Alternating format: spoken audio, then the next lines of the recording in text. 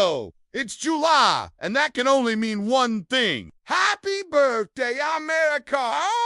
Or is it not so far? It is also the anniversary of the day that Millard Fillmore became the 13th President of the United States after the death of President Zachary Taylor. You know, the guy who got sick from eating bad oysters at a 4th of July celebration and then died a few months later from what we would now call food poisoning. Don't look at me like that! I didn't poison him. Anyway, Millard Fillmore was sworn in on this day in 1850, and his presidency was significant for a number of reasons. First and foremost, he was the first president from the new Whig Party. The Whigs were gaining popularity at the time because they were anti-slavery. Well, at least in their rhetoric. In reality, most of them were fine with slavery as long as it stayed in the South. But that's a whole other video. But anyway, the reason that Fillmore ran as an anti-slavery candidate was because his opponent, Democrat Lewis Cass, supported the expansion of slavery into new territories.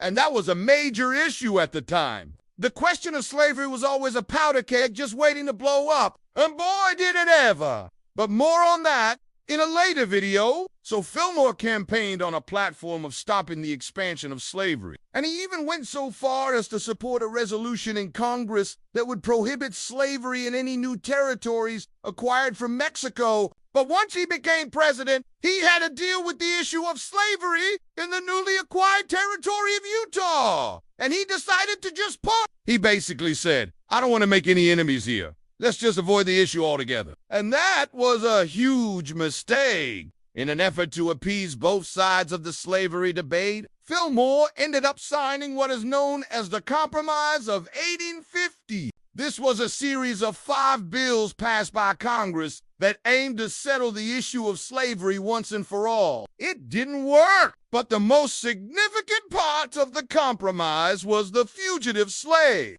Act. This act made it a crime to help runaway slaves, and it required that all citizens cooperate with slave owners to capture runaways. It also provided for federal funding to help capture runaway slaves, and it created a special court to try runaway slaves. Basically, it made it much easier for slave owners to recapture their property. And it was a huge betrayal for those abolitionists who had been working to end slavery. So that's what happened on this day in history. For more historical tales, subscribe for more.